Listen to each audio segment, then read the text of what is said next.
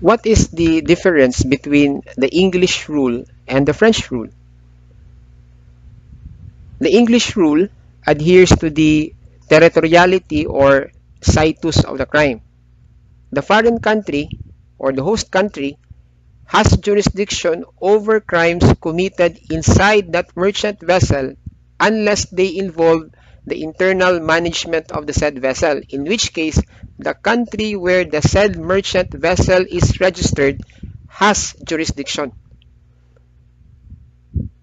For example, X, working as a cook inside a Philippine registered cargo ship which happened to be docked at a Chinese port, trafficked drugs by purchasing 3 kilos of shabu from Y, a Chinese national inside the said cargo ship. Meaning, dun lang yari sa loob ng barko yung transaction between X and Y, a Chinese national. Bumili si X ng 3 kilos of shabu from Y, who went inside that ship and sold 3 kilos of shabu to X.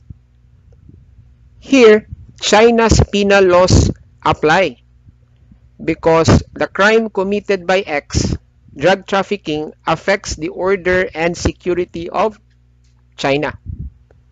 Example number 2.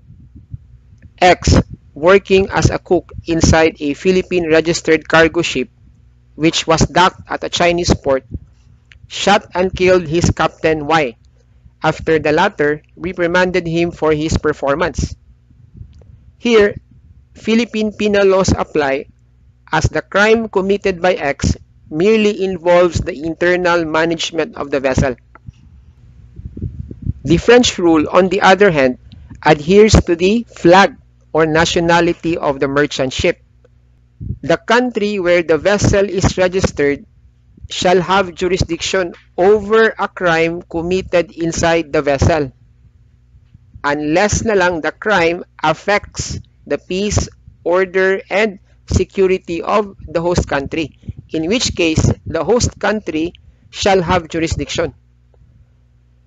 For example, X, working as a cook inside a Philippine registered cargo ship, stole the gold bracelet of his co-seafarer Y while the ship was docked at a Chinese port. Here, Philippine penal laws apply as the crime committed by X did not affect the peace and security of the host country, China. Another example, Y, a pretty Chinese masseur who went inside a Philippine registered cargo ship while the ship was docked at a Chinese port, purposely to render a massage service on X, a seafarer working as a cook in the said vessel, was raped by the latter.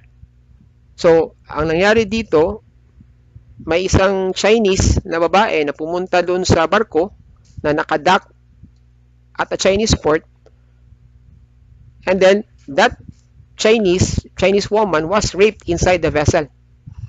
The question is, who has jurisdiction? The Philippines or China?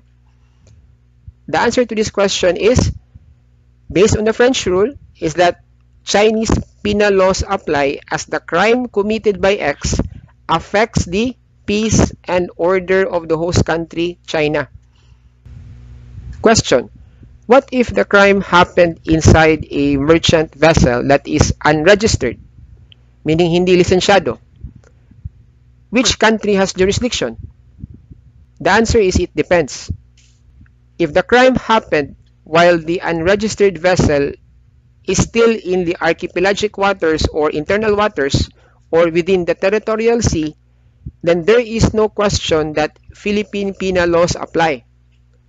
And under the doctrine of hot pursuit, such vessel may be apprehended even if the same is already beyond the territorial waters of a state.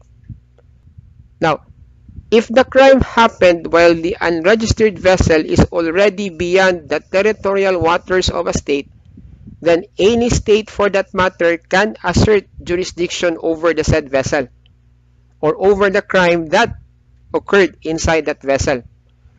In an old case, however, in the case of U.S. versus Fowler, the Supreme Court held that Philippine courts have no jurisdiction over the crime of theft committed on the high seas on board a vessel not registered in the Philippines.